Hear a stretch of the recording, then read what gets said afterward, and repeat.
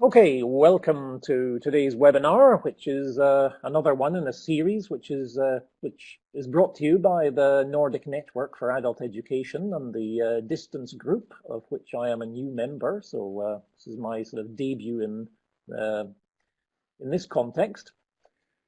Today we've got a special guest star. We have Anna Kirah. And the background for inviting Anna to come and talk here and hear her views and so on is very much because she is one of the keynote speakers at the up-and-coming Eden conference in Oslo in June.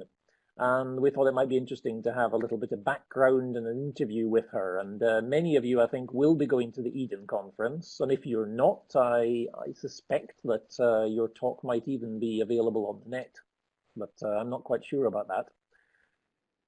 So a little bit about the rules or the structure here. In a minute, I'll move to another window so that you can see the two of us a little better. Please feel free to chat, discuss, put up links and so on. This is all being recorded. Everything you put in the chat will be recorded, and we'll put the recording out on the net.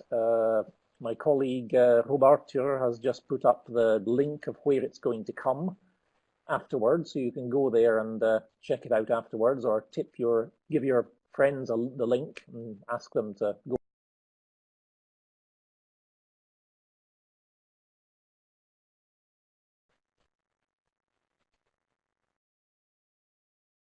and have a look. So I will just move over to this format. Over on the right, there are some useful links. Anna's interesting talk at the TEDx Oslo conference in last year is worth a look. There's links to the Eden conference and to our network, and also another interview with Anna. She's in demand at the moment, that appeared yesterday on Eden's website with quite a lot of the similar questions to today. So a little bit of backup there. Anyway, without further ado, Anna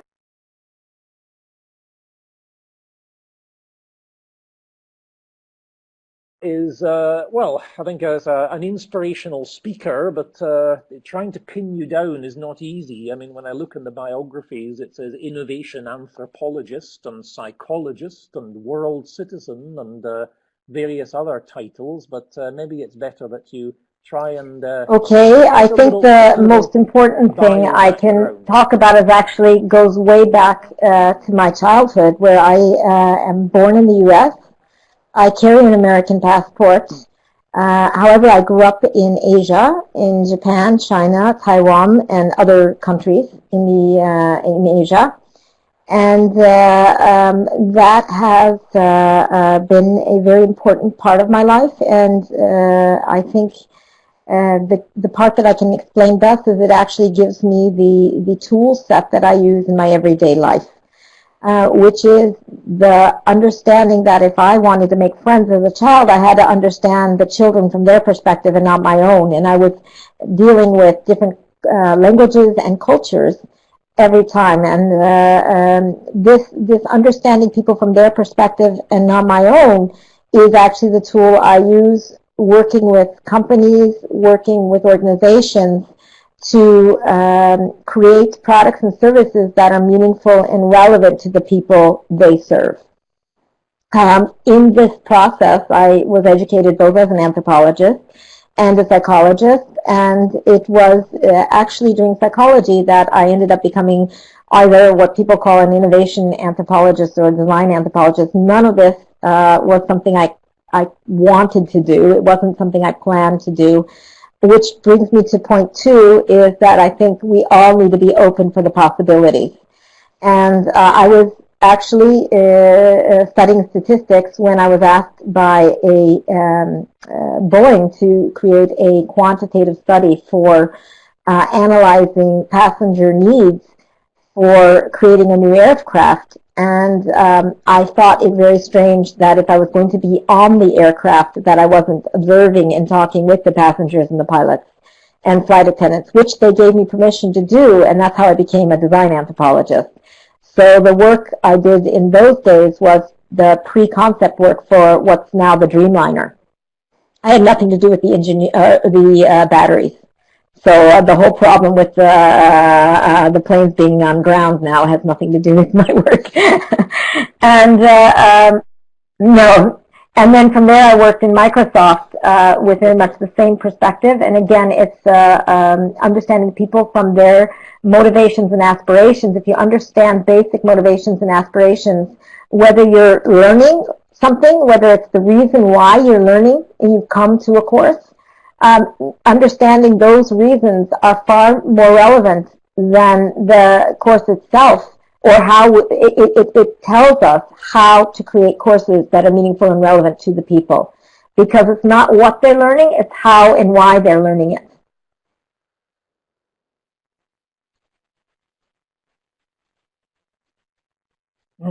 I mean, in a way, it's sort of the people-centered approach that you're advocating is very much it's what the net is enabling today. It's the empowering people to do, and they're doing it anyway, to work together and collaborate.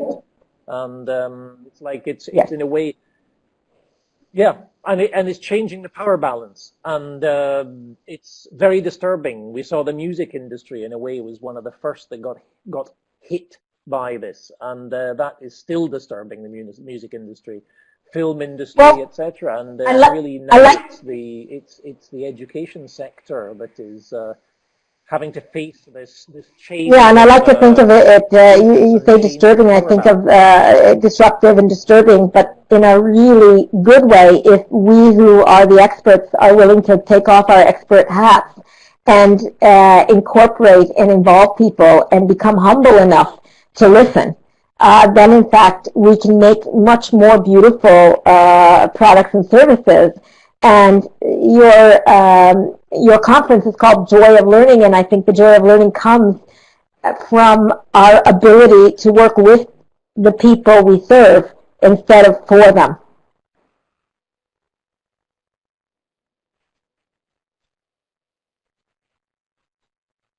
Yes, indeed. It's maybe I lapsed there into, I mean, words like, we see a lot of words like disruption and revolution and so on. And I think, could it be, it sort of, it almost causes conflict when we see headlines like that, because it immediately gets some people on the defensive when they see that this is a revolution that is going to sweep away the traditional structures and so on. I was just thinking a little bit, is there a bit of a threat with the exaggeration, the polarization, the massive hyped headlines about how education is going to be revolutionized and disrupted? I think it does. I don't know how many people have access to a video, and I'm going to try and find it. I meant to do it last night, and I didn't have the time. But there is a young man in the U.S. who's gone all over the world. It's gone all over the world now, the video, where he's yelling at his teacher that you're not teaching me, and if you want to get me to listen to you, then you have to come in here and inspire me, and you have to come in here and touch my heart. And this video has gone over. The teacher's actually been suspended, which was very interesting that it wasn't the child who was suspended. But the child just got so frustrated. He's a teenager. He got so frustrated that he wasn't learning, and he left the classroom. He was sent out of the classroom because he disrupted the class. And there's your situation. Why are you a teacher? And it is forcing us to reflect on why we want to be in the field of education, and in any discipline, and in any area, any discipline. We have people who go into it because they want to be powerful and expert and know everything. But today, knowledge is democratized. So you can have your PhD, but you can have a 12-year-old who knows just as much as you do if they're really interested in that topic. So it's put a dilemma out there, and I think the dilemma is readily fixable, and it's really easy because all you have to do is be humble enough to know that maybe our roles are changing, and yes, it is a change to the traditional because in cultures have always changed, so institutions have always changed. This is no different, only it's happening maybe radically more faster than we're used to because it's not through a generation switch. The internet affords the very quick information and understanding, which is forcing these changes at a much quicker pace than before. But in reality, things have always changed. Look at language over time. It changes. And we have to stop using words like weakening culture or weakening language because its language has always evolved, and knowledge also evolves. And I think our roles as teachers, if we have that expert hat on, we're going to fail. But if we have the role of our role is to inspire people to want to learn and to be curious and go out and learn, then we've done an amazing job. But when we demotivate them and push them into this is the only truth, then they know better.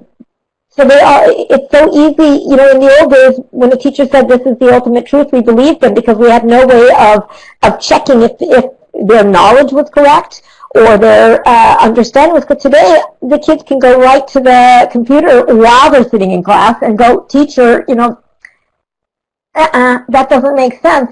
Look over here. There's something that's saying the exact opposite of you. How do you explain that?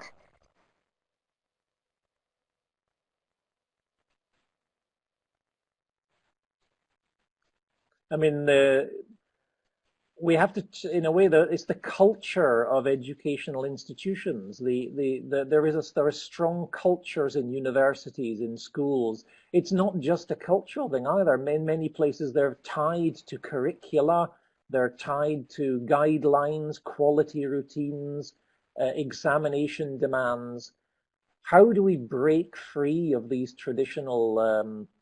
How many individual teachers are, and I'm sure many of the people in the audience just now are doing a lot of creative, innovative things in their classrooms and with their classes, online or physically. But at the end of the day, what gets the salary paid and everything, you've got the rules that the school, that the government sets out. You must meet these deadlines. You must test to this curriculum. Yes, and so, you must prepare well, the way I would break out of it, if I was one of these teachers, is quite simple because we can't change everything overnight, and I do think governments need to change their way of looking at education, and that's the long-term effects, and I think we need to reevaluate our whole way of evaluating knowledge. But that's not going to happen, tomorrow. So what I would love to see in the teachers of my own children, and I have 6 children, and the more we get into this world where knowledge is democratized, the more frustrated I get with the teachers. And the teachers that I get frustrated with are the ones who are saying, this is truth. So as long as we have exams and pensiums that say you have to get the kids through this material, what we need to do is tell the kids that, so you know what? This is what you have to know. And in order to take this, in my opinion, ridiculous education, test, but let's say, okay, we have to do the national test. And you have to jump through these hoops and explain to them, but here, what I want to do today is make sure you have that knowledge, but I also want to inspire you to learn more about the things that are actually of interest. And I was so, I told Turi the story yesterday when she interviewed me, that my own daughter had a textbook that talked about globalization. And, globalization it's not something we are going to be, we are globalized. And in this book, it's a standard textbook for first-year high school students in Norway. It says the pros and cons of globalization, and it said, among other things, that culture is weakened. And my kid reacted. She goes, "That can't be true." And I agreed with her. I said, and she tried to get the teacher to talk, and the teacher was just like, "Nope, just read the text. This is what you need to know for the exam." And I think that if I had been that teacher, I would have said, for the exam, it's enough to write this down. But you're absolutely right. And let's talk about that. And culture changes. It doesn't weaken. It changes. And this idea of instilling our children with these sentences, it really frightens me that we're still in 2013 focused on that as the learning tool for our children. I'm looking at this list, and I want to answer another question at the same time, because related to this, given this access to information, Roel Bjartur has done two things. He's asking the question, what then should be the role of the teacher? And for me, the answer is quite simple. We have to facilitate how to learn and to decipher information and be able to be critical readers of information and learning to check out what's right or wrong, or help students learn how to read critically and understand information critically. You have your hand up. I just wanted to point out one more thing.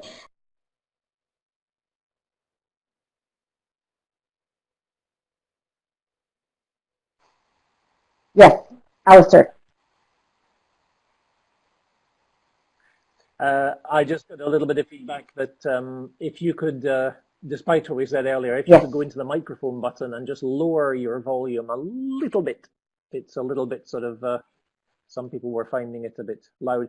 Those of you who may be having bandwidth problems and the sound is a little bit sort of bitty and sort of chopped up, one tip you can do is, if you freeze our video frames, that is, you just move your cursor onto our video frame, you'll see on each video frame on the bottom right, you'll see a little pause button. So you can actually just pause the two of us, and then you won't have the video signal to your computer, and that saves bandwidth, and you'll get better sound quality. So you could always try that. Often it's because you're using a wireless connection, or even a mobile connection, and that causes problems. Yeah, I'm also looking at Johanni, who says in the Finnish context, learner-centered approaches is not exactly new, neither is the learning-to-learn approach. And I am glad to hear that. I think you can find this all over the world, but I also see that teachers aren't using it. So it's great if Finland is doing this, and that is actually what teachers are measured on and expected to do. But I question if that's really happening, and if it is, fantastic. But I think this way of learning is not integrated in school systems, and it's very easy because of having large classrooms and unhappy students that we basically have to do the basics instead of other things. However, I think if teachers would stop doing the basics and maybe just explain this is how you learn, they might learn both that which they have to do to pass a test, but also actually be inspired to go beyond the pensum. Is it called pensum in English? Curriculum.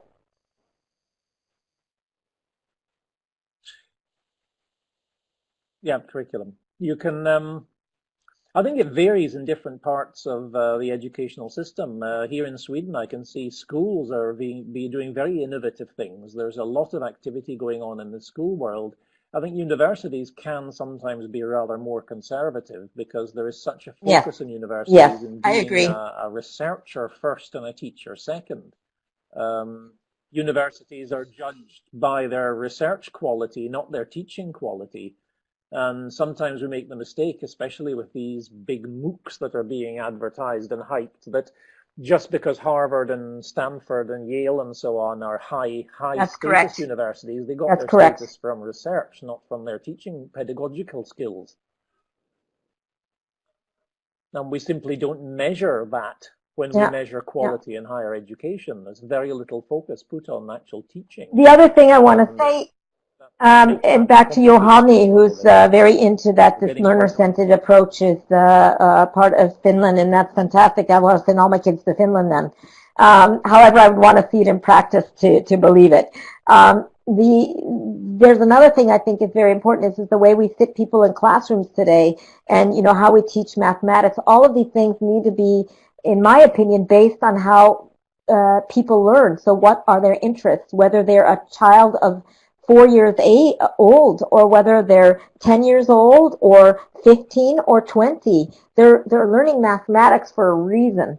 And that reason should be used in the context of why mathematics is interesting. And I am really surprised at how little that is incorporated into children's everyday lives.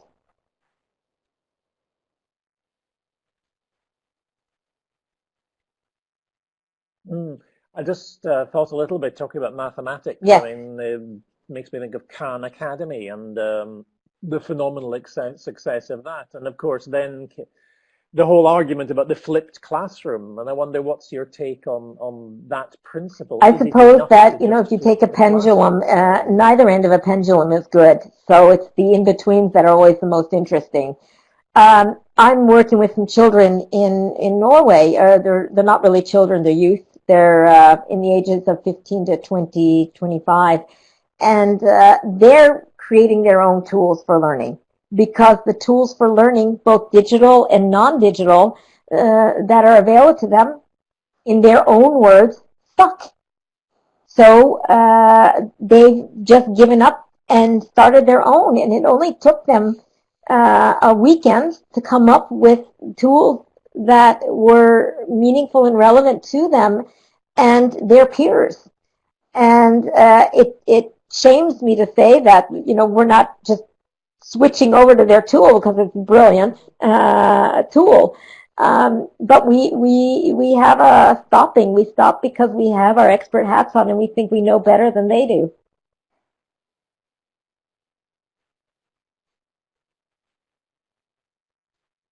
Yeah, it's about, I mean, in a way, your whole sort of the design approach you have, designing for people and the people-centered, it's resigning that power, getting off the pedestal and switching. And it's not a complete flip because, we're there. I believe we're important in our roles, but our role is, in Norwegian, it's so much more beautiful. I have to think about how it's veiviser. We're facilitator, pathfinder, showing the way. That's our job. And if we give the responsibility of learning to a child and just guide them, it's amazing what they come up with. And I've seen this in my own children. When they're passionate about something, helping them develop that passion, they can learn everything from all the subjects through their passion. And if we gave more credence to that, I think we would find that they would learn and be more excited in learning.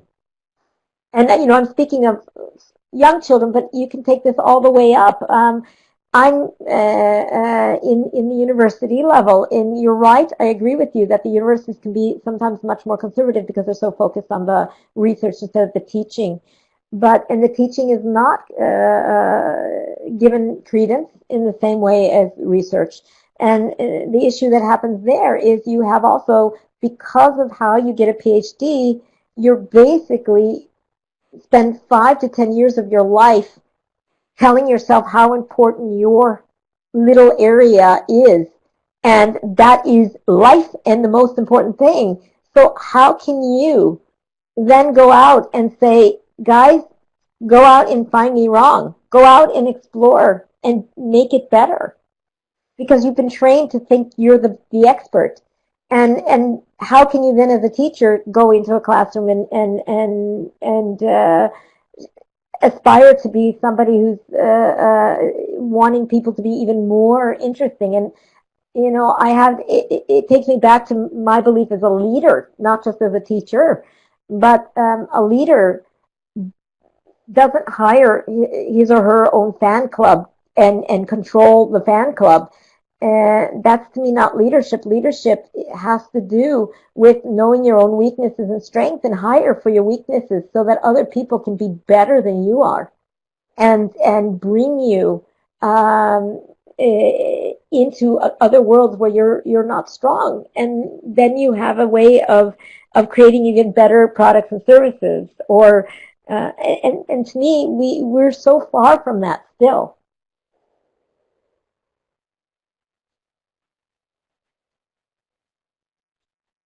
A nice little comment on linguistics. It's interesting how different languages have different words, of course, or different sort of interpretations of concepts, and that in Finnish, the word for teacher, opettaja, Yeah, is derived from the word for guide, that's very opas, cultural context and there. that's a sort of it's indicative, possibly. It's a cultural context, exactly. Whereas in English we have teach and teaching, which is a very much a sort of a directed teachers. Why we try to move from teaching to learning today. The focus is more on learning, whereas in Yeah. the past it was about teaching. It was a transmission.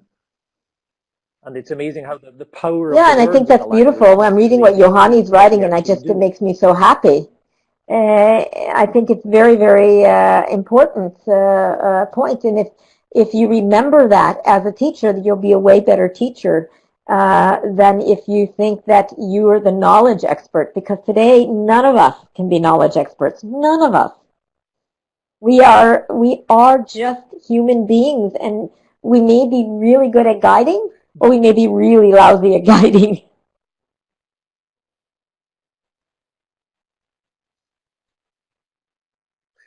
But as I said, that Yes. sometimes the structures are a barrier to this. I mean, I think in many universities still you are paid for Yeah. lecture hours. That's what it says on your schedule. You are paid by the amount of hours you lecture. Lecturing means standing at the front of a classroom lecturing. It's not guidance. It's not online studies. It's being up front and doing, teaching. And as long as that is what gets me paid, that tends to be what people do. And I know many colleagues who say, yes, it sounds very good, but we don't get the same time for guidance. The prime time is so-called teaching, and you're scheduled to have a class in a great big hall. No, How I do you, disagree. I've it's taught hard to break 700 free students in a sometimes, isn't it? You classroom, want and to. it's how you teach.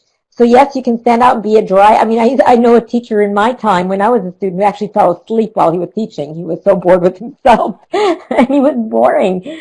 So how we bring the information front is our responsibility. And I used to start my classes saying, "Oops, sorry, we have two options. I can teach you the pensum. I can teach you the curriculum straight, or you can be held accountable for that pensum. It's in the book, whatever, and we can do deep dives and do. It's up to you, and have that discussion with 700 students. And when you get 700 students to go forward and say, yes, we want to learn. We don't just want the memory for the. And I was forced to give multiple choice tests. So that part, you work. There's plenty of workarounds if you Yeah, want it, and I think that's our responsibility. That within the yeah. framework that we're given, and vad begränsningar in English, begränsningar, limitations. So within the framework and limitations we're given, Limitations. we're Limitations. still fully capable of producing this search. For me, creativity, bringing on this facilitation and guidance, and pointing people in the direction of where they can learn and how they can learn better.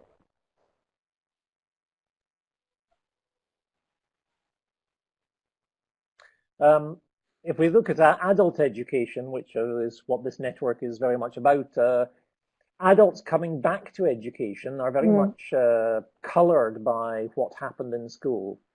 And how can adult education manage how can we inspire creativity? How can we take the school out of adult education? Because many Mm. adults did not enjoy school. It's amazing, actually. Probably Yeah. the majority of people do not enjoy their school, did not enjoy school. And the idea of going back to a classroom and the school situation can be terrifying because it just Yeah. reinforces those old stereotypes and your inhibitions.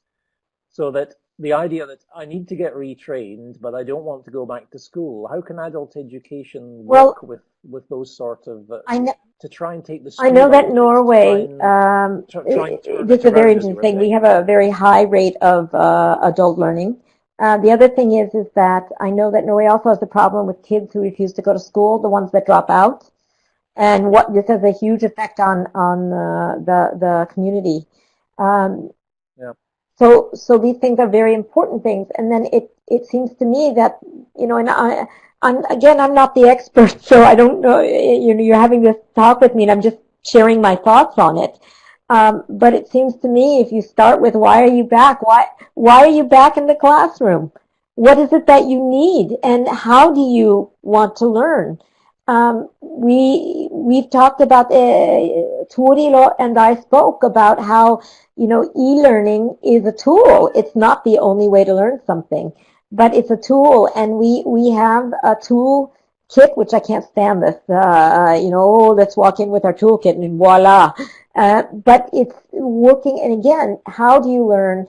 Asking the students and saying, okay, you've got this need, you've got that need, and you've got that need, and how are we going to balance these needs and help you actually find this exciting and inspiring. And every single one of us on this conference call or seminar has been inspired in their lives by an amazing teacher.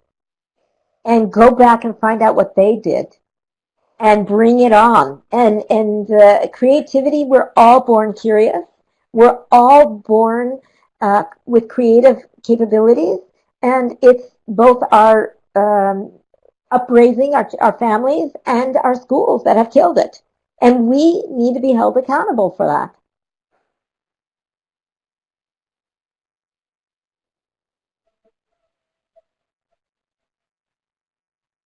I see some good questions coming up. Yes. Roberto says Yes. you talk about creating Um, with the students. Could I you think elaborate? there's been some studies on this, or some places that have done this, and I'm surprised that it's not more used. But when you create a curriculum with the students, you know what they have to learn, and you find out what they're interested in learning and why. You can build that curriculum with them, and the kids, if you ask them about their lives and what they're interested in, whether it's playing a computer game. Oh, computer games, you like computer games. Well, why don't we look into how you can learn math through that?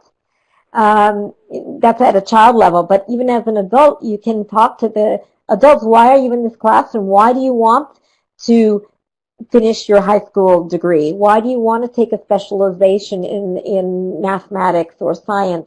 Because they have another ambition. And if you start with the motivations and aspirations of whether it's your children, the students that you're to teach, if you start with their motivations and aspirations, you can create a pensum or a curriculum with them. And this isn't rocket science. It's really quite easy. And let them, go, okay, so, I have to teach math. Do you guys have any ideas of how you want to learn math? Instead of 1 plus 1 is 2 on the board, that means nothing to them. But if they have, if I save 40 crowns and I can save 40 crowns by putting $1 or 10 crowns a week aside, and it'll take me 4 weeks to get the money I need to buy my new superhero, whatever, children will be inspired to learn why mathematics is important for them.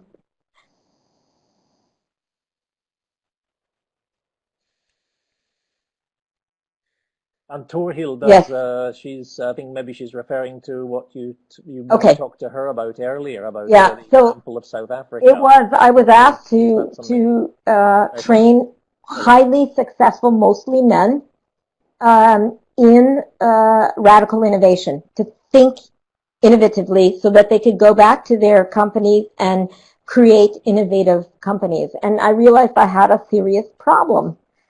And the problem was, how do you get highly successful people to learn something new? You get very locked in your ideas. Just as the students who, if you think of the students, the question you've asked, is the students who coming into the classroom hating school. How do you get them to change and think that, well, maybe I wasn't learning back then, and that this is an opportunity to actually learn? And in these cases, it was people who had learned and been very successful. How do you get them to see the world in a different way? So I realized that it wasn't going to be done in Denmark. I took them to South Africa, and I took them to a ghetto, Soweto, and I found people from Soweto to be in the group as equals to these leaders. And I said that in order to succeed, you're going to get a challenge from the people of Soweto, a problem they need solving. And they all got the same problem. And they were told that the criteria for success is collaboration, working with these people, because you have to understand the perspective from the Soweto point of view in order to make a solution that's meaningful and relevant to them. And I had 5 groups out. Only one of the groups succeeded in collaborating with these people the entire time. They were all good in the beginning, listening and working together. But when it came to the solution time, the majority of the leaders ran to the whiteboard. Uh, me, I've got the idea. And what happened was the people from Soweto were in the background. They weren't invited in to the circle. So they actually left. And the group that succeeded, they were all sitting around the table, and I can show these pictures at the conference. They were seated around the table, and you can see them collaborating, and they actually came up with a solution that was meaningful and relevant to the people of Soweto. And it's not rocket science, but it means you have to take away this idea that you are the best. That's the story. Yeah. I mean, I can imagine yeah, for the leaders themselves in a way, the model, their role model in their head of who they are supposed to be is the expert. They are expected to come up with the Yes. answer because I'm the boss. The people want me to come with a solution. That's my job to solve the problems. And therefore they took that role on here when in fact it's hard to change. I can think, and for many teachers, for many in education, that could have been one of the roles that could have been something that attracted people to this career in the first place, being the person who plans and is responsible. I think there's a lot of this, the my course, my class, my students, and I'm bringing them on, I'm nurturing them, I'm Yes. helping them. And Yeah. that's we're all affected by that. That's very strong Exactly. motivation, It's and very it's hard to step hard to back. And step back I'm from just it when reading some it's of the very much comments part now. of your career. Mark, Ken Robinson is one of my greatest heroes. I love his TED Talk. So thank you for putting that up. And I agree with it. And I have my own stories of recognizing my own blinders with my children in cookie soup, where my daughter, I caught her at 2 years of age putting cookies in my chicken soup because she loved both cookies and chicken soup, and I, yelled at her. And at the moment I yelled at her and asked her, "What are you doing?" she looked at me so indignantly and said, "I'm making cookie soup." And that was such a powerful moment for me because I realized that that's the definition of innovation, putting two seemingly unrelated things, putting them together and making something new that's meaningful and relevant to her. And that's where I realized how easy it was for us as parents to kill the very thing we want for our children. And as I read further here, Yes, we used Second Life where we had a project at Yes. I've seen that with Alistair. There was someone else who said something that I wanted to relate to. I'm trying to find it. There was another question there that I wanted to respond to. The art of listening, Yohami. An important skill for teachers and for leaders. And I think we think it's easy to listen. And my experience is, even for myself, that listening is probably the most difficult thing we do in life, really listening. And I call it active listening because I was just in a meeting. I rushed here from a meeting with my administrative director, who I love. He's a wonderful person.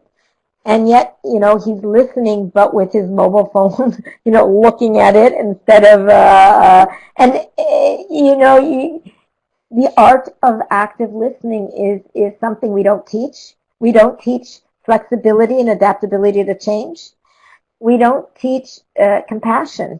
And I'd like to bring on a topic that is very powerful to me. Last year, I went to Prague with my daughter to meet a 90-year-old man who survived Theresienstadt in Auschwitz, years in Auschwitz, and he survived the death march. And he kept it quiet his whole life, what happened. And at about 70 years of age, he realized he needed to do something. And he wrote about his experience, and he also became a tour guide, to Theresienstadt and Auschwitz. And I wanted to meet him, so I went and I was filming him. And I asked him, what is it that we need to be teaching that we're not teaching today? And he just looked at me, and I believed everything that he said. He said, we don't teach love, and we don't teach humanity. And for me, humanity has to do with compassion for other people. And I think if we spent more time with that in our curriculum and less about the facts and figures, the children would find the facts and figures themselves. And to me, we really, this is what people-centered approach is for me. It's about the humbleness of love. We all, every single one of us wants to love and be loved. And every single one of us wants to be seen and heard and understood for who we are. So why aren't we educating that? And that's easy to do in adult education. Because if you do it in adult education, you're going to see how few people were taught these basic things. And if you meet people where they are, miracles happen. You can get so much done. But you have to meet people where they are. And we don't do that.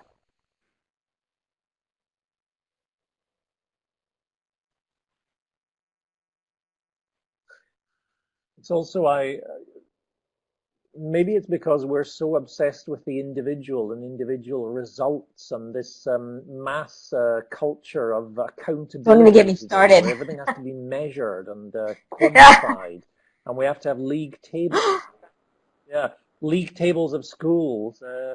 I mean, we see in many countries, here in Sweden, we've seen a resurgence in standardized testing. The Minister of Education is a great advocate of more standardized testing because he wants accountability, he wants to measure the schools' effectiveness.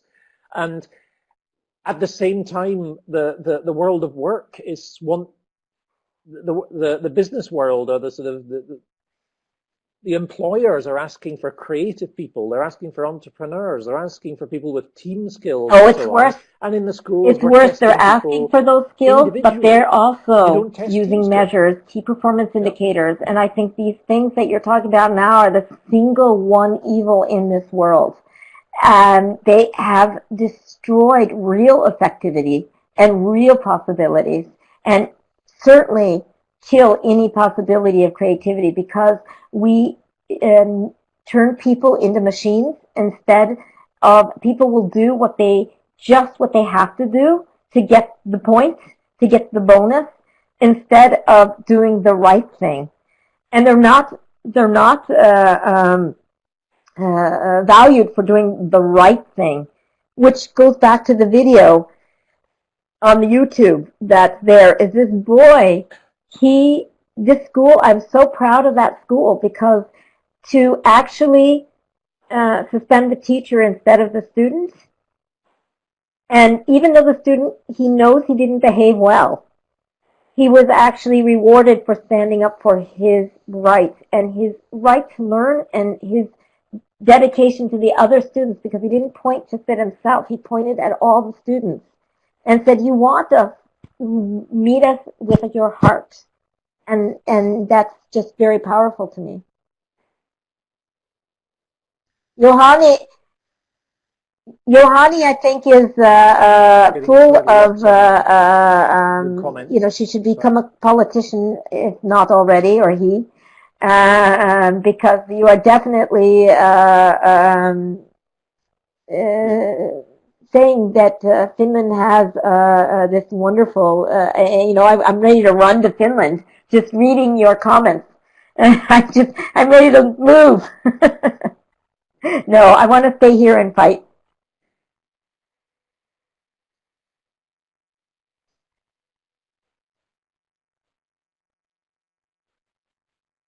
But what about the? I was thinking of beginning to round off now, but today there are massive opportunities to learn. You can learn so much via the net in collaboration with others. There's so much out there that you can retrieve, you can gain insights from. However, yes. The digital divide, to use a bit of a cliche, it is a reality. We have those people who know how to access this. They know how to network. They've worked it out. They've got the study skills. They've got the discipline, and they're up and running, and they're helping themselves. But then most people, they don't know where to start. They don't even know this sort of thing exists. They don't see the power of social media, of the net, of collaboration, and they are stuck in the traditional mindset. How do we avoid an alarming gap? There are two things. I will talk about that for a second, but then I want to go back to the questions, because I see that Linda has said some things and some other people, and I want to make sure that I respond to those. But when it comes to the digital divide and the digital gap, I think in Scandinavia we have a lot less of it. So we're talking on a global scale and not on so much on a local scale. And I think that it's a very serious problem. How you teach education in Africa, for example, is very different than how you would teach it here. Although I have a beautiful story of a school, for adults, that was teaching keyboarding on a piece of paper. So they were learning to keyboard for the opportunity, even though they never had seen a computer and never done it, so that when they one day were put in front of a computer, they would actually know how. And when they got the computers, they in fact did know how, and it was useful for them. And that's a brilliant story, a very concrete story. But the digital gap and the digital divide is something that we constantly have to work on. I see Johanni is saying the digital natives are coming. The digital natives is not a myth. I disagree, Alistair. Now you're going to get me really provoked. I truly believe organizations today need to hire 16-year-old mentors, because the way in which they think, when you see 2-year-olds trying to pull a newspaper apart because they know how to use an iPad and they can't get the picture to move because it's on paper, there is a completely different approach to searching that children do than adults, old people like us. We're old, we are digital immigrants, and I will always be a digital immigrant. I didn't grow up with this, and I don't get it all, and but the power and the passion that our younger generations have. We will never really understand that because we are not there. So we need to bring them in earlier into the workforce so that we can understand and build for them and with them instead of waiting until they come. I see it already happening. I predicted this about 10 years ago. I said if we don't start understanding the next generation, then in the workforce, in corporations, in companies, we won't get the best. We're going to get the mediocre people, the people who are just like us. And they're the ones we hire because we're comfortable with them. But the real zealots of the digital world, they become freelancers because they can't be, and they're much more creative. They don't want to be destroyed by the corporate world or the organizational world and all of this effectivity and all of this key performance indicators. They could care less. And if they start working, they hop off. And most of them don't even come into the workforce. So we're getting mediocrity is creating mediocrity. And that to me is all around this digital native, digital immigrant gap. We are continually using the industrial revolution mindset to create tools for today's, for today and the future. We are not in the industrial mindset. And now I want to go back to Linda. I'm sorry I'm talking so much. I want to respond to Linda. Linda asked me, is this not the parents' responsibility of love and compassion? And the answer is no. That in the world that we live in today, where there's so much levels of stress, if we keep shouting and pushing it back on the parents don't have time for this. And that's a whole nother societal discussion. But all adults are responsible. In Africa, they talk about the community raising a child. It takes a community, not a mother and a father. And there are too many bad mothers and fathers around to put the responsibility on parenthood. This is something that we all, every single one of us, need who's an adult after 18. We need to take responsibility for teaching love and compassion. And I'll give you a very good example. In Norway, I was on the subway where there were some teenage boys. They were from different ethnic backgrounds than Norwegian, and they were not the same ethnicity. They were teasing each other in a good way, but it got ugly. It got too far. They were teasing each other too far on their own ethnicity, kind of making fun of each other. And it got a little out of hand, and then people were looking. And I smiled at them, and they yelled back at the people saying, it's none of your business, go away, stupid Norwegians, and so forth and so on. And what are you smiling about? He said to me, and so I went, as we were getting off, we got off at the same stop, I went over to him, and he got very aggressive with me. He was a teenage, and I just said, I was smiling because I was actually enjoying your discussion. And, well, you shouldn't have been listening. No, I know I shouldn't have been listening. You know what? Do you know how many kids I have?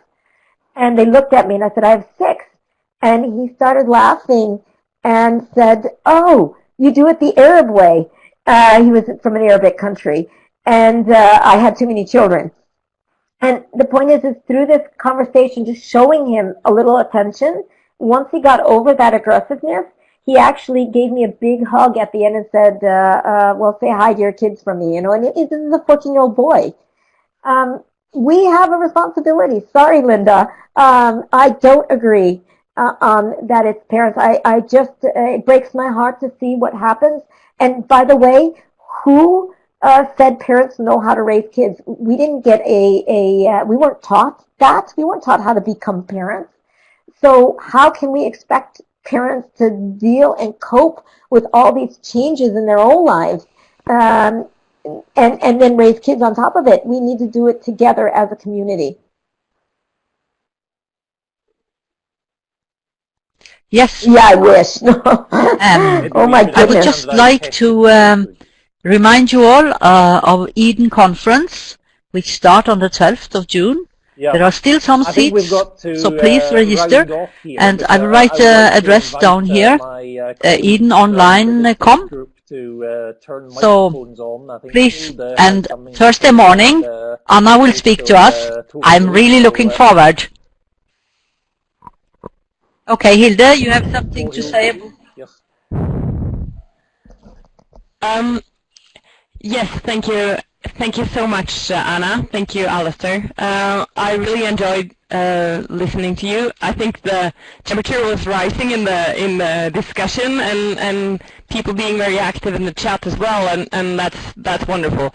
I have been putting out some tweets, and I will try to gather them afterwards. Maybe make a story file or something, just to remind you what was happening. But I also want to say to you all that the Nordic Network for Adult Learning is also responsible for one workshop at the Eden Conference. That's on this finishing Saturday on the 15th of June. And of course we want you to take part in that as well. And we want to come back to another webinar at some point later this year, and I will continue to send you invitations, and I will also send you the link to this recorded webinar after the webinar is finished, so you can find it in your email. So thank you very much for participating, and hope to see you again sometime soon.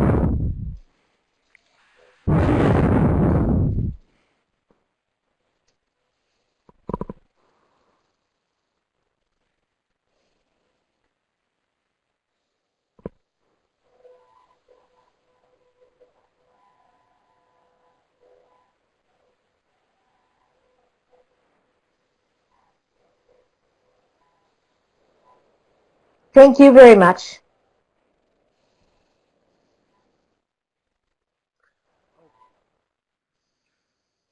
Okay, time to finish off. Thanks, everyone. No, I see I've gotten, at least Linda got a little, I think, upset with me, but I hope I provoke at least into thinking about what it is. I think it was around the idea that parents alone shouldn't be teaching values. No, that's all. I think